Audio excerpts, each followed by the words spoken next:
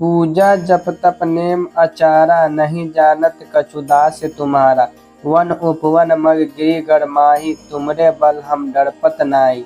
पाए परु कर जोड़ी मनाओ, यही अवसर अब केहि गौराओ। जय अंजनी कुमार बलवंता, शंकर सुवन धीर हनुमंता। जय श्री राम, जय हनुमान दादा के भक्तों। मेरा नाम विश्वजीत है।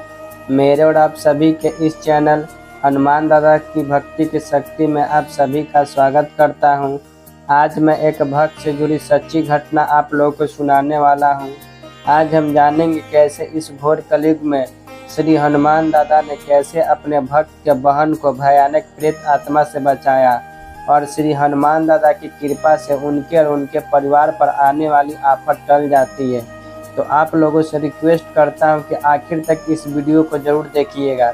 और हाँ दोस्तों, आप लोग के पास भी श्री हनुमान दादा से जुड़े सच्चे अनुभव सच्ची घटना हो तो आप मुझे ईमेल कर सकते हैं। मेरा ईमेल आईडी vk856972@gmail.com है। शेयर जरूर करें। तो आइए जानते हैं क्या हुआ था इस भक्त के साथ। जय श्री राम, जय हनुमान। मेरा नाम शिवांगी है और मैं दिल्ली की रहने वाली हूँ। मैं आप सभी से अपने साथ हुए श्री हनुमान जी के चमत्कार से जुड़े अनुभव को शेयर करना चाहती हूँ। मैं श्री हनुमान जी के परम भक्त हूँ और हर मंगलवार उन्हें बूंदी का भोग लगाती हूँ और हर रोज श्री हनुमान चालीसा का पाठ भी करती हूँ। यह बात बिल्कुल सच है कि श्री हनुमान जी के भक्तों पर भूत प्रेत का संकट कभी नहीं आता। ये बात दिवाली के एक दिन पहले 26 अक्टूबर काली चौदस की है। रात को करीब 12 बजे मैं सो गई और सपने में श्री हनुमान जी ने मुझे दर्शन दिए। सपने में मैं देखती हूँ कि मेरे सामने श्री हनुमान जी की मूर्ति है और मेरे साथ एक पंडित जी खड़े हैं और श्री हनुमान जी मूर्ति में से हाथ बाहर निकालकर मेरी तरफ करके कहते हैं कि तू मुझे भोग लगा। मैं थोड़ा परेशान हो गई क्योंकि मेरे पास भोग लगाने के पैसे उस वक्त नहीं थे। फिर भी मैंने एक लड़के को बोलकर भेजा कि तू उधर से श्री हनुमान जी का भोग का प्रसाद ले आ और यहाँ मेरा सपना समाप्त हो गया। उस वक्त मेरी आंख खुल गई। मैं समझ नहीं पा रही थी कि यह सपना मुझे क्यों आया। श्री हनुमान जी ने मुझे ऐसे दर्शन क्यों दिए।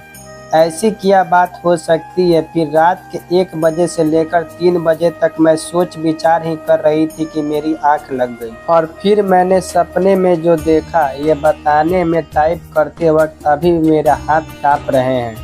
मैंने देखा कि मेरी अंदर एक नेगेटिव एनर्जी यानी ऊपरी हवा मेरे अंदर प्रवेश कर चुकी है और हावी हो चुकी है। मेरे साथ मेरी मम्मी खड़ी है और वह कहती है कि तू शिवांगी श्री हनुमान जी को याद कर। मैं श्री हनुमान जी को याद करती हूँ तो इतने देर में अपना चेहरा आईने में देख रही हूँ और मैं देखती हूँ कि मेरे चेहरे के बदले कोई जला हुआ चेहरा है जिसके मुंह के दांत बाहर निकल रहे हैं और बाल बिखरे हुए हैं और बहुत भयानक चेहरा है उस चुड़ैल का। तभी मेरे अंदर की आत्मा जो मेरे ऊपर हावी होती है मेरे पापा को कहती है कि तू इसको मार, तभी मैं इसका शरीर छोड़कर जाऊंगी। तो मेरे पापा तभी मुझे सपने में ही 2 थप्पड़ मारते हैं ताकि मैं उस नेगेटिव एनर्जी यानी ऊपरी हवा से मुक्त हो सकूं। और इतनी देर में मेरी आंख खुलती है और मैं बहुत डरी हुई होती हूँ। मेरी मम्मी जो मेरे साथ सो रही थी वह कहती है कि क्या हुआ, इतनी देर से तू क्या बड़बड़ा रही है, बात क्या है। फिर मैंने मेरी मम्मी को सपने में जो हुआ वह बताया और श्री हनुमान जी का मंत्र लगाकर वापस सो गई। यह बात अभी खत्म नहीं हुई थी। मुझे याद था कि श्री हनुमान जी ने बोला था कि मुझे भोग लगा और उस वक्त मैंने उनको भोग नहीं लगाया था। फिर अगली सुबह मैंने यह सारा सपना अपने घर वालों को बताया तो किसी को विश्वास नहीं हुआ कि ऐसा कुछ हो सकता है। जैसे कि हम सभी को पता है कि दिवाली हमेशा अमावस को होती है। इस साल 27 अक्टूबर को दिवाली थी और हम कई सालों से अमावस के दिन जमुना जी की पूजा करने जाते हैं। उस दिन भी हमें पूजा करने जाना था। हम घर से निकले, मैं, मेरे पापा और सेवेदार। हम घर से निकलकर शास्त्री नगर के वैष्णो मंदिर के सामने वाले पेट्रोल पंप पर पहुँचे क्योंकि कार में पेट्रोल डलवाना था, क्योंकि कार में पेट्रोल कम था। जमुना जी हमारे घर से करीब 5 से 6 किलोमीटर दूर है। तभी हमने देखा कि हमारे कार का टायर पंचर है। हमने कार पंचर वालों को दिखाई जो पेट्रोल पंप के साथ में ही था। कार के टायर में 1 या 2 नहीं 3 पंचर थे, जिसके ठीक होने में काफ़ी टाइम लग गया और उसी दौरान कार की बैटरी भी डाउन हो गई। हम सब परेशान एक दूसरे का मुंह देखने लगे कि यह आज हो क्या रहा है, इतनी बाधा क्यों आ रही है, जमुना जी जाने में। हम फिर भी ऊपर वाले को याद करके आगे बढ़े। उसी वक्त पंचर वाले ने हमें कहा कि गली के पीछे ही एक मैकेनिक है, शायद उसकी दुकान इस वक्त खुली होगी। तो हमारे सेवादार वहां गए और उस वक्त उस मैकेनिक भैया को अपने साथ ले आए। सारा काम खत्म होने में 1 घंटा हो गया। उस वक्त कार की दिशा मंदिर की तरफ थी। मुझे अभी भी समझ नहीं आ रही थी कि आज इतनी प्रॉब्लम क्यों आ रही है। तब मुझे अचानक ध्यान आया कि अरे मैंने तो श्री हनुमान जी को भोग लगाया ही नहीं। तब मैंने श्री हनुमान जी के लिए 4 बूंदी के लड्डू लिए और जमुना जी पहुंचकर उन्हें भोग लगाया और उनसे माफ़ी मांगी। हे प्रभु, मुझे माफ़ करना, मैं आपका संकेत समझ नहीं पाई। आपने मुझे बोला था कि तू मुझे भोग लगा और मैं आपका यह संकेत समझ नहीं पाई थी। और जय श्री राम बोलकर मैंने अपनी पूजा अर्चना पूरी की। फिर उसके बाद कोई भी विपत्ति नहीं आई और हम ठीक टाइम से घर पहुंच गए। उसके 10 दिन बाद जो हुआ उससे हम 5 घर वालों की रूह कांप उठी। हमारे रिलेटिव में एक औरत है जो काफ़ी टाइम से हमारे ऊपर काला जादू करवाती आई है। मेरे भाई पर करवाया ताकि वह पढ़ाई नहीं कर पाए और घर पर बैठ जाए।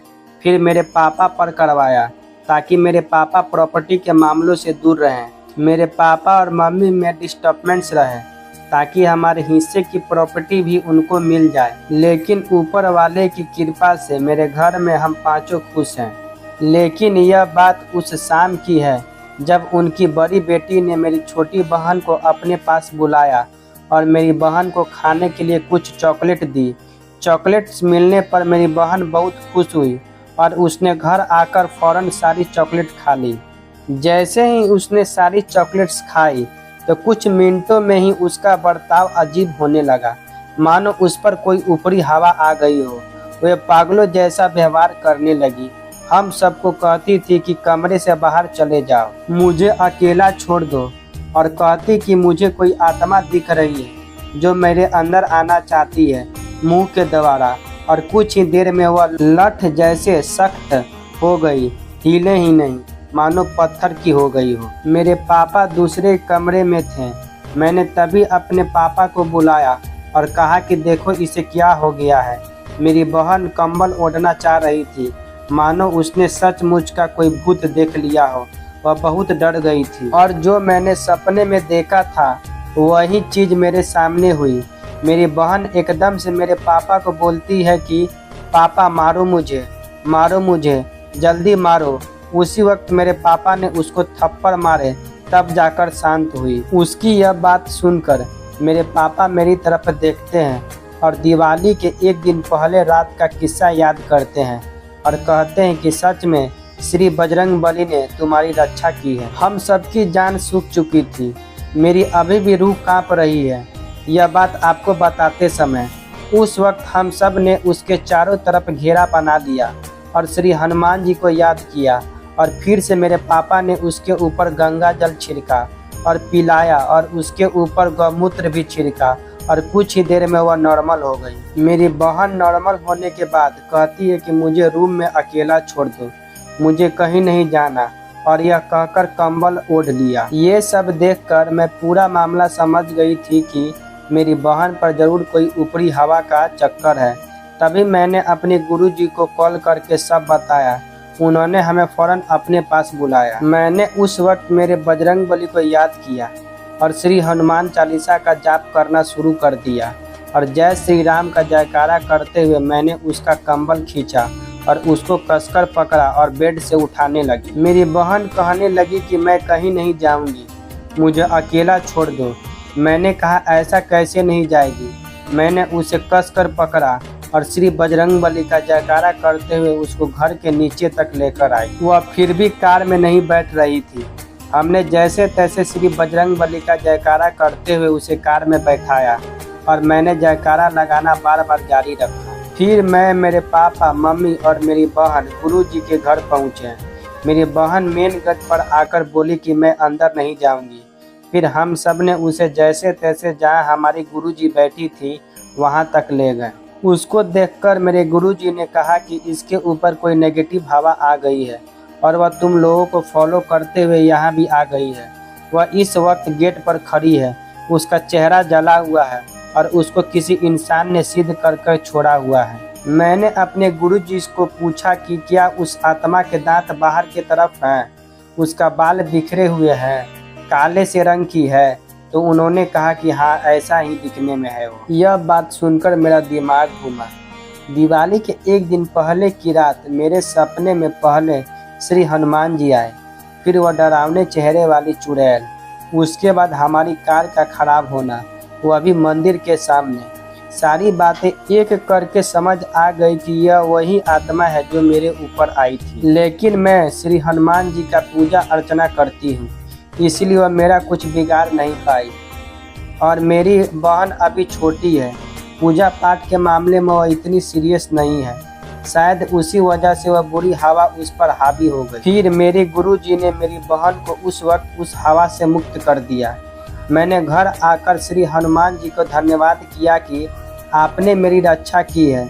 हमारे घर के मेन एंट्रेंस पर श्री हनुमान जी की मूर्ति स्थापित है और हर मंगलवार को उनको चोला चढ़ाते हैं और बूंदी का भोग भी लगाते हैं। आजकल के लोग पूजा पाठ नहीं करते, अपने आप को मॉडर्न कहते हैं और वेस्टर्न कल्चर फॉलो करते हैं और अपने रूट्स की इंसल्ट करते हैं। हमें हमारा धर्म और अपना कर्तव्य कभी नहीं भूलना चाहिए। आज मैं अगर भगवान से इतनी जुड़ी हुई हूँ तो मेरे पापा की वजह से हूँ। हमें भगवान से जोड़ने में उन्हीं का सबसे बड़ा योगदान है। तो भक्तों, श्री हनुमान दादा की कृपा और महिमा को बयां करना असंभव है। आपने तो देखा ही श्री हनुमान दादा की भक्ति में कितनी शक्ति है। यह एक सत्य घटना है जहाँ हनुमान दादा ने साक्षात रूप से असंभव को संभव किया। तो ऐसे ही हमारे हनुमान दादा जो भक्त के थोड़ी सी भक्ति से प्रसन्न हो जाते हैं। तो मिलेंगे और एक हनुमान दादा से जुड़ी सच्ची घटना के साथ। तो जय सीताराम, जय हनुमान दादा।